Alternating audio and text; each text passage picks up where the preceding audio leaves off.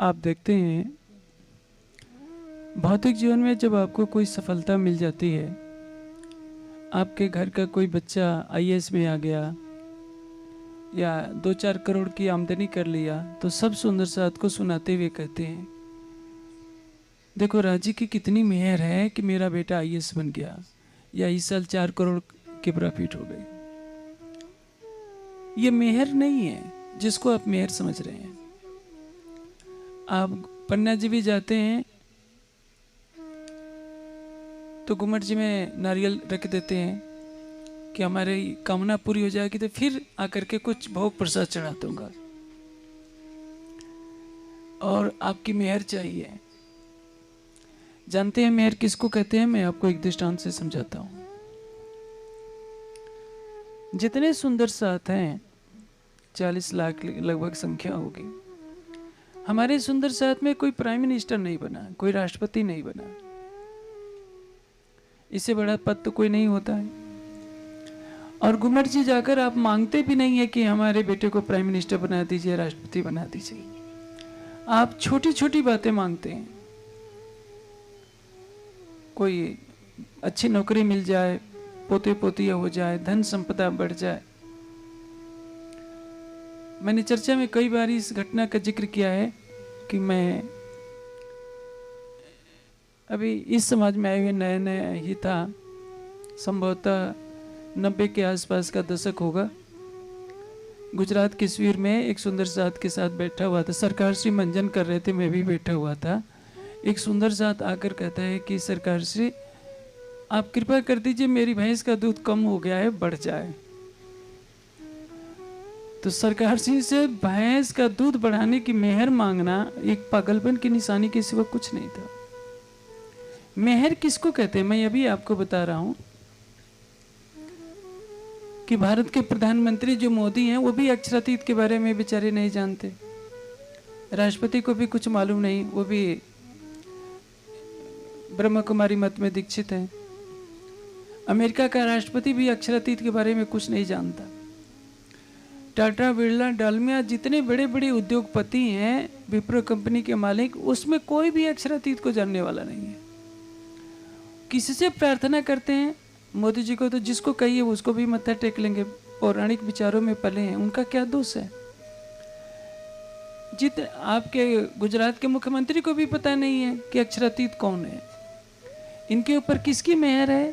अधिक से अधिक आदि नारायण की मेहर है, ब्रह्मा विष्णु शिव की मेहर है।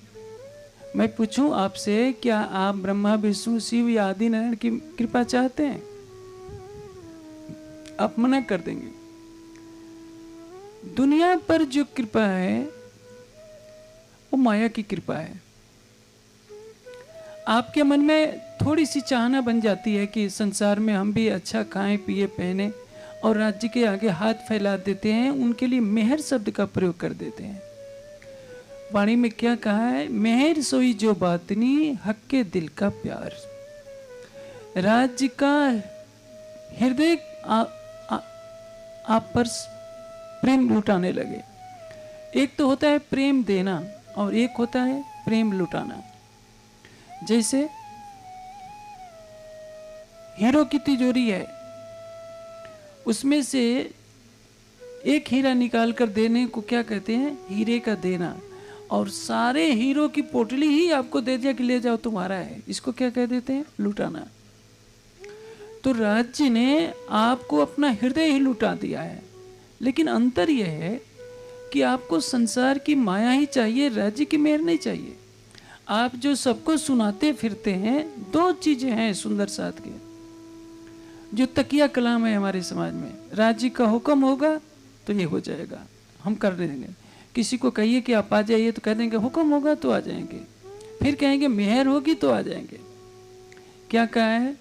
हुक्म मेहर के हाथ में, जोश मेहर के अंग, इश्क अवे मेहर से बेशक किलंग तिनसम। अब समझिए मेहर किसको कहते हैं? जो अक्षरातीत की प्रेममयी कृपा होती है, प्रेम भरी कृपा। अक्षरातीत के हृदय में क्या है? मेहर सोई जो बातनी, हक के दिल का प्यार। राज्य का भरपूर प्रेम हमको मिले। हमारे और राज्य के बीच में क्या संबंध है? जैसे इस संसार में आदि नारायण क्या है? सभी जीवों के परमात्मा हैं। सभी जीव क्या हैं? चींटी से लेकर हाथी तक, या हाथी से भी जो बड़े प्राणी हैं, चींटी से भी जो सूक्ष्म प्राणी हैं, उनका स्वामी कौन है? आदि नारायण। क्योंकि जो चेतना, जीव चेतना के धरातल पर जो कुछ दिख रहा है, नारायण की चेतना का प्रतिभास है। और महाप्रलय में क्या होगा? सारे जीव उस आदि नारायण में लय को प्राप्त हो जाएंगे। इसलिए उपनिषदों में क्या कहा गया है? सर्वभूत अधिवासा एको देव सर्वभूतेषु गुण। एक ही जो परमात्मा है आदि नारायण, सभी प्राणियों में छिपा हुआ है। सर्वव्यापी सर्वभूतांतरात्मा। सर्वभूतांतरात्मा क्यों कहा गया? सभी प्राणियों की वो आत्मा है। कर्माध्यक्ष सर्वभूत अधिवासा, सबके कर्मों का दृष्टा है, देखने वाला है। और सर्वभूत अधिवासा, सभी प्राणी उसमें वास करते हैं।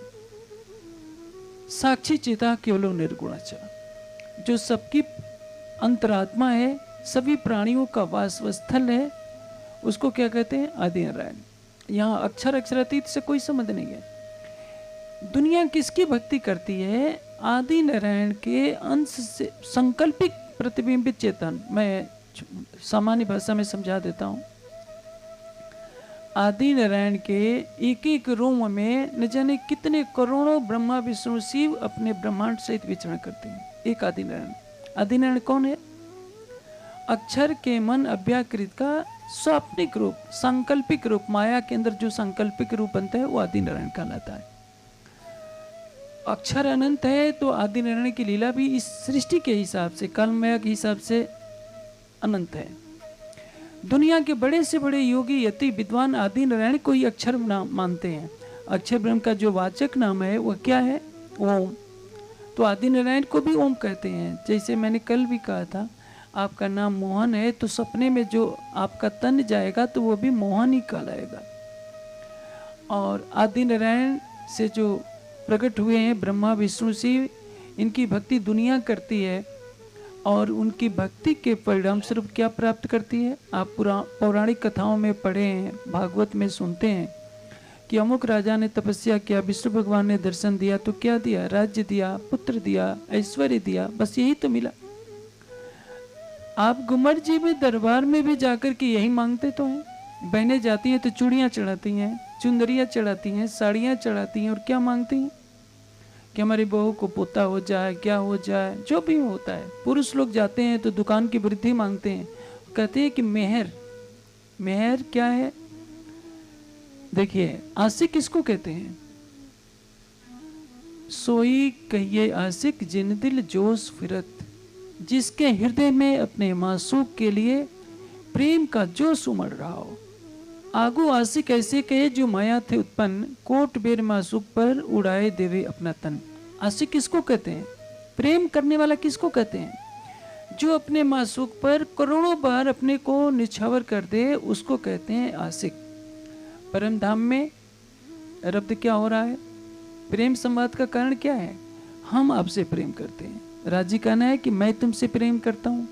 सखियों का कहना है कि नहीं, हम आपसे प्रेम करते हैं। श्यामा जी का कहना है कि नहीं, मैं दोनों से मैं प्रेम करती हूँ, इसलिए मेरा प्रेम बड़ा है। जो प्रेम करता है उसी का तो प्रेम बड़ा होता है। जिससे प्रेम किया जाता है उसका प्रेम स्वाभाविक है कि छोटा माना जाएगा, क्योंकि उससे किया जा रहा है। दिल देने वाला बड़ा होता है, दिल लेने वाला बड़ा नहीं होता। अब परम धाम की इबादत में क्या होता है? मासूक तुम्हारी अंगना, तुम अंगना की मासूक, ए हुक्मे इलम दृढ़ किया रूह अजूक, क्यों न हो टूट। राज्य आशिक भी हैं और राज्य मासूक भी हैं। सखियों के रूप में वो आशिक है, और उन्हीं का प्रेम लेकर सखियां श्यामा जी जाती है तो क्या कहते हैं कि राज्य हम आपको चाहती हैं, आप हमारे मासूक हो, हम तुम्हारे आशिक। परम धाम में एकत्व है, उसका निर्णय नहीं कोई कर सकता कि कौन आशिक है कौन मासूक है। तो आप सोचिए मेहर किसको कहेंगे? वाणी कह रही है कि कोट बेर मासूक पर उड़ाए देवे अपना तन। तो राज्य अपने को आशिक कहलाते हैं, तो आशिक कहलाने की शोभा क्या होगी? अपना हृदय वो सारा आपके ऊपर लुटा दे। उन्होंने तो लुटा भी दिया है। श्री मोहम्मद के मोमिनो तुम पर दमदम जो वर्तत सो सब इस हक का पल पल मेहर करत। वो हर पल आपके ऊपर कृपा कर रहे हैं, लेकिन आपने अपने हृदय का दरवाजा ही बंद कर रखा है, तो राज्य की कृपा अंदर कैसे प्रवेश करे? राज्य की कृपा में कोई कमी नहीं है। पर्दा तू ही करत है अंतर न अड़े नूर। पर्दा हमने किया है, जो हमारे हृदय में बैठा है उसको हम देखना नहीं चाहते। जो हर पल हमसे प्रेम करता है उससे हम प्रेम नहीं करना चाहते। दूरी किसने बनाई है? हमने दूरी बनाई है। हमने अपने हृदय का समर्पण राज्य के लिए नहीं किया है। राज्य का सर्वस्व समर्पण हमारे प्रति है। सच्ची बात बताइए, मूल मिलावे में फरामोशी है। राज्य सखियों को तरफ तो देख रहे हैं, सखियां भी राज्य को देख रही हैं, लेकिन उनकी सुरता माया में है, इसलिए सखियों को राज्य दिखाई नहीं पड़ रहे। इन गुनहगारों के दिल को अर्ज कर बैठे मेहरबान। राज्य परम धाम के हर ब्रह्मात्मा के धाम हृदय में विराजमान है। जो मेहर का सागर हम पढ़ते हैं कि राज्य हमारे ऊपर मेहर कर दीजिए, हमारे ऊपर मेहर कर दीजिए। हम मेहर सागर का पाठ करते हुए 40 दिन हो गए, आज 41वां दिन है। आप हमारी इच्छा पूरी नहीं करते हैं तो हमारा विश्वास डूब जाएगा। हम शंकर जी को अपना इष्ट बना लेंगे, हनुमान जी को बना लेंगे, क्योंकि धमकी भी आप सीख गए हैं। आप जानते हैं मेहर किसको कहते हैं? राज्य के हृदय का एक अंग है नूर का। चूंकि तपन हो रही है और मैं समझता हूँ 12:30 बजे की तपती दोपहरी में तो मेहर सागर की चर्चा करना बहुत कठिन होता है। आप सुंदर साथ को नियमितता का पालन करना चाहिए। जब 9 बजे का टाइम दिया था तो 9 बजे उपस्थित होना चाहिए। आप देर से आते हैं 10 बजे। इतनी अप्रैल की तपती दोपहरी में 44 के टेम्परेचर में सागर श्रृंगार की चर्चा कहाँ समझ में आने वाली है? फिर भी मैं सरल से सरल रूप करके बताने का प्रयास कर रहा हूँ। हाँ, सुंदर साथ से मैं निवेदन अवश्य करूँगा कि पर्यावरण का संतुलन भंग हो रहा है। दिन पर दिन धरती गर्म होती जा रही है, तपिश बढ़ती जा रही है। तो जो समय की प्रतिबद्धता का ध्यान नहीं रखता वो समाज आगे नहीं बढ़ता। जब 9 बजे का समय था तो 9 बजे आपको आना चाहिए, 9 बजे से मंच शुरू होना चाहिए था। कल भी 8 बजे से पहले शोभा यात्रा का विधान था, तो भी वो भी शुरू हुआ 10 बजे के आसपास से। जो मैं मेहर सागर के बारे में कह रहा था, राज्य के हृदय में क्या है? इश्क है। राज्य के हृदय में क्या है? इल्म का अनंत सागर है। राज्य के हृदय में क्या है? वहदत का सागर। राज्य के हृदय में माया की कोई वस्तु है ही नहीं, तो आपको देंगे कहां से? और आप वह चीज मांग रहे हैं जो राज्य के पास है नहीं, तो राज्य दे नहीं सकते। फिर दोष आप लगा देते हैं राज्य पर। जो राज्य आप पर मेहर कर रहे हैं, 8 सागरों का रस, 7 सागरों का रस आपको दे रहे हैं, उसको पाने का सौभाग्य क्या आदि नारायण के पास है? निस्बत का सुख है। निस्बत का सुख तो अक्षर ब्रह्म के पास भी नहीं है। सागर में क्या कहा है? बदले आप दिखावत प्यारी, निस्बत रखे छिपाए। अनंत काल से अक्षर ब्रह्म राज्य का दर्शन करने जाते हैं। राज्य अपना आधा ही मुखारबिंद दिखाते हैं, लेकिन निस्बत के जो स्वरूप हैं, श्यामा जी का तन, सखियों का तन, अक्षर ब्रह्म देख नहीं पाए। तो निस्बत का जो सुख श्यामा जी और सखियों को है वो तो अक्षर ब्रह्म को भी नहीं है। तुम आदि नारायण बेचारे कहाँ से आपको दे पाएंगे? ब्रह्मा विष्णु कहाँ से आपको दे पाएंगे? आप तो खुश होते हैं, राज्य पर आरोप लगा देते हैं कि हमारे राज्य से अच्छे तो नवग्रह हैं, क्योंकि मंगल खुश हो जाएगा तो हमको बहुत कुछ दे देगा, बृहस्पति खुश हो जाएगा तो ज़्यादा मिल जाएंगे, और त्रिपत के भगवान खुश हो जाएंगे तो धन हमारा दुगुना हो जाएगा। आप जो है इस संसार के देवी देवता जो कुछ दे सकते हैं उनकी महिमा गाते हैं, आप अपने प्राणेश्वर अक्षरातीत को भूल जाते हैं। देखिए, मैं आपको एक दृष्टांत से समझाता हूँ। आपके घर आपकी पत्नी भी रहती है और आपके घर पोछा लगाने के लिए एक नौकरानी भी आती है। आज के कानून के युग में आप उसको नौकरानी तो नहीं कर सकते, लेकिन मन में तो भावना रहती है कि आपकी वो नौकरानी है। आप उसको मासिक 2000-4000 दे देते हैं। आप कमाते कितने हैं? 1 लाख।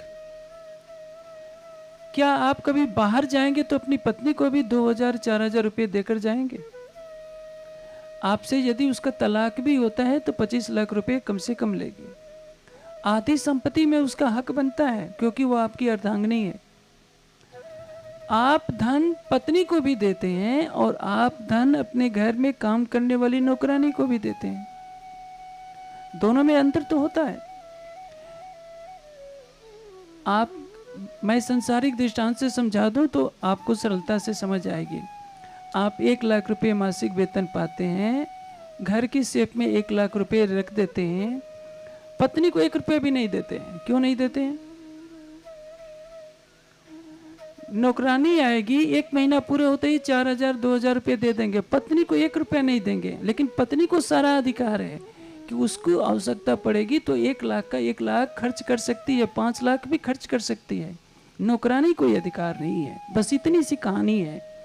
राज्य की मेहर में और देवी देवताओं की जो कृपा होती है उस पर मेहर में वे आपको ऐश्वर्य दे सकते हैं, धन संपदा दे सकते हैं, प्रतिष्ठा दे सकते हैं, पद दे सकते हैं, लेकिन ये सारी चीजें माया की वस्तुएं हैं।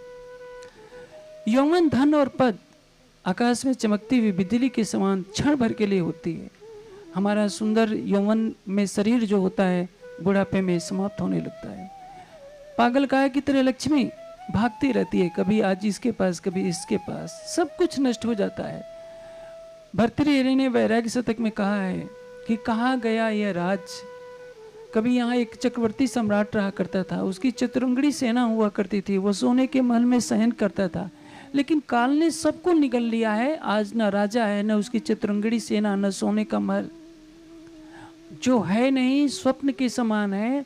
हम तारतम वाणी पढ़कर भी उसी के पीछे भागते हैं और कहते हैं कि देखो राज्य ने कितनी मेहर कर दी। यदि माया की कृपा हो गई तो उसको राज्य की मेहर, और राज्य ने अपना हृदय लुटा दिया, निस्बत के स्वरूप दिखा दिया, नीर सागर का सुख दिया रूहों की शोभा को। आपको अपनी परात्म देखने का अवसर मिला।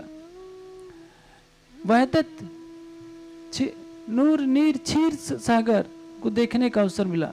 दधि सागर युगल स्वरूप की शोभा श्रृंगार को देखने का अवसर मिला।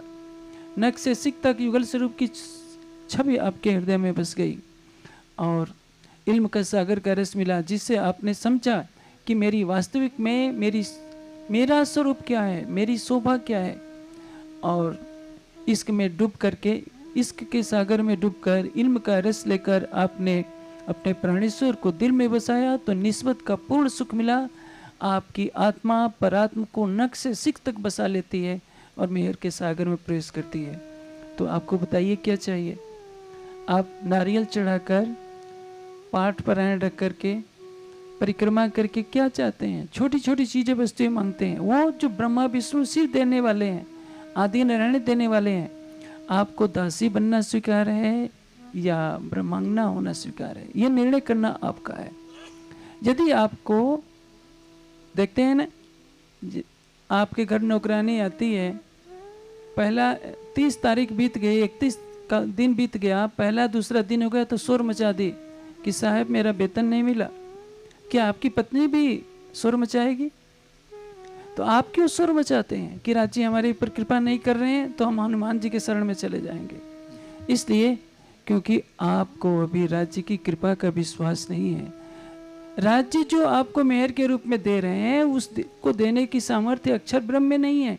अक्षर ब्रह्म भी अपनी पंच वासनाओं को वो दे नहीं सके जो मेहर के सागर में 7 सागरों का सुख लिखा हुआ है, वही 8वें सागर के रूप में प्रस्फुटित होता है। तो कहते हैं मेहर का सागर।